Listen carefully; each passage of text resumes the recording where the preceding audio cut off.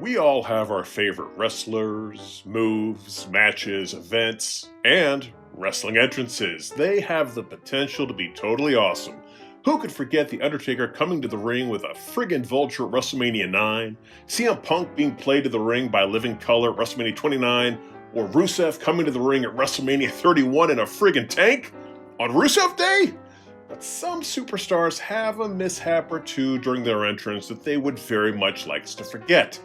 I'm Singer Siete for 7 Wrestling, and let's take a look at 7 hilarious WWE entrance fails. Now, before we get into this, we appreciate your support, so if you enjoy this video, please hit the like button, subscribe to the channel, and pedigree that notification bell. Number 1. Prop problems. The Heartbreak Kid is definitely known for his elaborate WrestleMania ring entrances. In fact, outside of The Undertaker, nobody was doing cool stuff like this during the New Generation era. You had Shawn ziplining to the ring at WrestleMania 12, being played to the ring at WrestleMania 14 by that band that, totally butchered the national anthem. It was awesome. So, for his first time back at the big dance in 5 years at WrestleMania 19, they wanted to do something special, and they clearly drew inspiration from Johnny B. Bad and his patented Bad Blaster. As Sexy Boy rang out to the capacity crowd at Safeco Field, Michaels would make his way through a series of 6 confetti guns. The first and second ones performed beautifully, spraying the WWE Universe with little pieces of paper. The third one, not so much. All HBK could do was shrug. Fortunately, he was back on track soon with a perfectly functioning 4th gun. But it was more of the same with the 5th gun. No confetti, and it looked like Michaels was once again about to lose his smile. No worries though, he had a strong finish with his 6th and final confetti blast. Unfortunately, that wouldn't be the last time Michaels would have problems with his entrance gear. On the May 9th, 2005 episode of Monday Night Raw, Shawn Michaels was scheduled to face Edge in the semifinals of the Gold Rush tournament. As you know, HBK likes to wear assless chaps and a variety of dangly bits and bobs in his entrance gear, and since he added a kneeling portion to his entrance routine, it gave all of those little anchors the opportunity to sink into the entrance stage grate and tie Michaels to the floor. And this is the result. Part of Michaels' gear made it to the ring that night, and part of it didn't. Speaking of Mr. WrestleMania, number 2, grandest stage of them fall. Oh, there's nothing like WrestleMania, the Super Bowl of sports entertainment. Heck, all 3 of the mega entrances we mentioned at the beginning of this video happened at that event. It is definitely when the stars bring out their best in an effort to create one of those legendary WrestleMania moments. And at the first WrestleMania back from the COVID-19 lockdown, WrestleMania 37, everyone was ready to give it their all and show their stuff. Unfortunately for Mandy Rose, her first outing in front of a live crowd in quite some time would have some embarrassing consequences. Maybe it was because it had rained earlier, maybe it was because of her Barbie dominatrix costume, but whoops, yeah. She laughed it off, and they even made a bit of an angle out of it later when Nia Jax made fun of her. I wouldn't worry about it too much, she's young. It's not like something like that would happen to an experienced veteran. Right, Ultimo Dragon? At WrestleMania 20? Yeah, if you blinked, you missed Ultimo Dragon's tenure in WWE, which is a shame, because he was one of our favorite WCW cruiserweights, and any man who held the J crown is a legend in our book. But if you have one WrestleMania entrance in your whole life and it goes a little something like this, ooh, follow that up with an in-ring appearance that results in you tapping out to Jamie Noble in less than 3 minutes, and that's a pretty rough night. But that was Ultimo Dragon's first WrestleMania. A seasoned WrestleMania pro would never slip up like that. Ah, damn it, Dave. Number 3, spring is in the air. It's one thing for an established superstar to have a little slipperoo. They've built up equity over their careers, and one little mess up isn't going to bury them. But to mess up on the entrance of your debut, well, that's quite another. I, for one, was very excited when Sin Cara made his way to the WWE. I love me some luchadors. And when he first made his debut on the April 4th, 2011 episode of Monday Night Raw, my jaw literally, not literally, hit the floor. What happened there? Oh well, that's still super impressive, right? Dude jumped from the floor over the top rope and into the ring. It wasn't until a while later that I'd learned that there was a little bit of showbiz trickery going on, with a springboard that was pushed out from under the ring. So yeah, less spectacular, but still somewhat impressive. And he'd get it right on subsequent tries, but unfortunately this seemed to be a sign of things to come for poor Sin Cara, as he became very well known for his screw-ups in the ring, like this, and this, and this. Heck, they even screwed up his t-shirt and made it look very unfamily friendly. It got so bad that they even integrated his springboard botch into a WWE video game. But in Sin Cara's defense, they gave a similar entrance to Kalisto, and even he didn't nail it 100% of the time. Also, it's not like it's the worst debut entrance ever. That award goes to this dude. Number 4, Dead Man Stalling. Being the WWE's Lord of the Underworld has got to be the coolest gimmick of all time. You get to stalk around the ring, wrestlers have to act like they're terrified of you, and the entrances, the entrances from the druids to the smoke machines to undead zombies reaching up to drag you back to hell, it is quite a spectacle. So, when it goes wrong, it can be pretty comical. Now, the most famous Undertaker entrance fail of all time isn't really that funny. It took place at the Elimination Chamber 2010 pay-per-view when a pyrotechnic mishap set the dead man ablaze, and instead of his normal slow stride, he smartly hustled to the ring to help put out the flames. Over the course of the match, the Undertaker would say he could literally see the skin bubbling up on his body.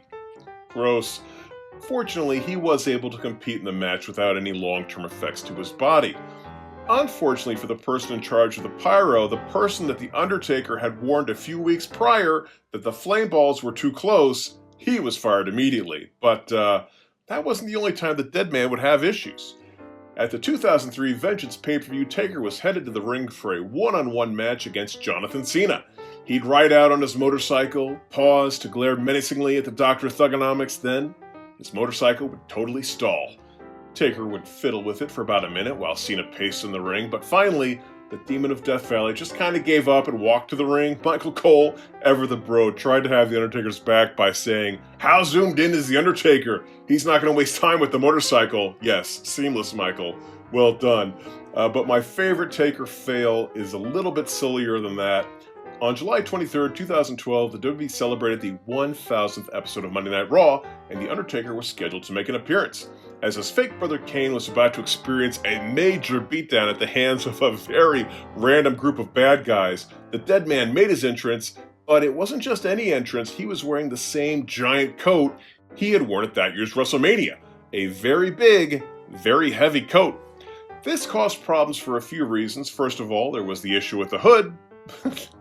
Well, that's not that big of a deal. Second, the coat didn't slip down like it was supposed to. It somehow bent and trapped The Undertaker in place. On an episode of WWE's Most Wanted Treasures, Taker would describe how a referee basically had to peel him out of it. It's a shame those guys weren't more on the ball. This would have been the perfect time to attack. Alright, let's wrap this up with one final Taker blooper.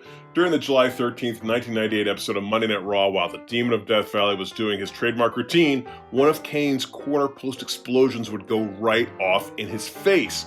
Fortunately, this little mishap didn't cause any damage like that night in the Elimination Chamber. Also, fortunately, it's probably a good thing The Undertaker was wearing black pants.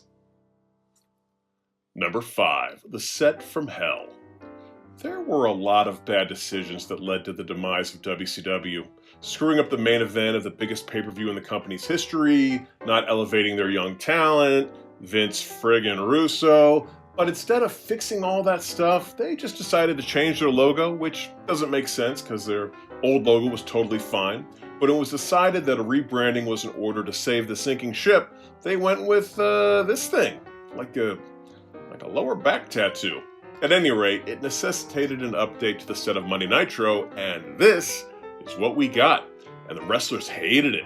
Apparently the part of the ramp that included the bottom part of the C in WCW was very problematic. In fact, on the very first night the set was in use, April 5th, 1999, as Ric Flair was making his entrance, he'd say, "Get that fixed. If I had fallen down, someone would have lost their job."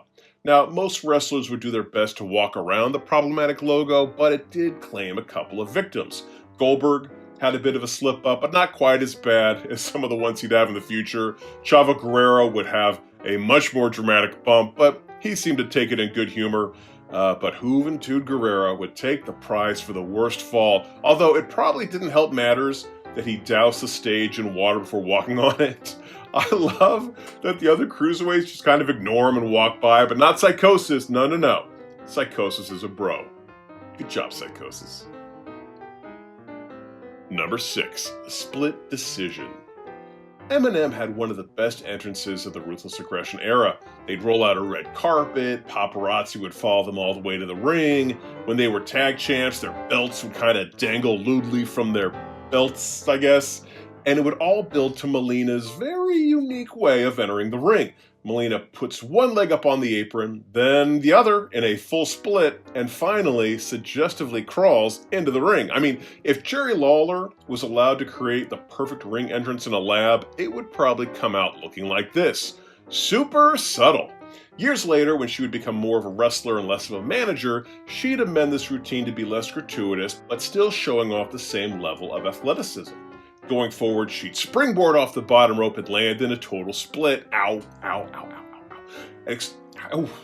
Sorry. At Extreme Rules in 2009, there'd be a bit of a hiccup during her ring entrance, but this one definitely wasn't her fault. No. The reason Melina made this list is for what happened at Survivor Series 2007. She was slated to participate in a 10-woman inter-brand tag team match. Her entrance was going as planned until the grand finale, and whoops.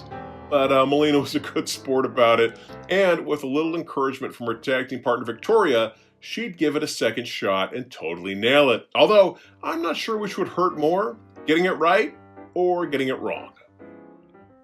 Number 7, Running Joke. The most notorious entrance blooper of all time, the one that was replayed again and again on WWE TV, the one that launched its own t-shirt. We're, of course, talking about Titus O'Neil at the greatest Royal Rumble. Seriously, this moment was so iconic that it even made it onto the back of his action figure, and good for him. It's probably the only memorable thing from that show. I mean, when you're packing a 50-man Royal Rumble with names like Hiroki Sumi, Hiroki Sumi? Did we ever see this mysterious green belt again? Is it welded onto the front of Braun Strowman's truck somewhere? So yeah, thank you, Titus, for a moment that we'll never, ever forget. And because one good slide deserves another, here's a quick bonus from the January 15th, 2005 episode of WWE Velocity. Paul London would get a full head of steam to slide in the ring and just keep going. Amazing. Although, knowing Paul London, it's possible he did this just to make the guys in the backstage area laugh.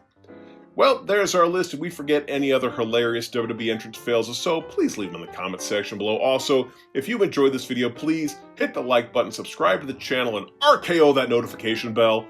Until next time, I'm Singer Siete for 7 Wrestling saying bye-bye.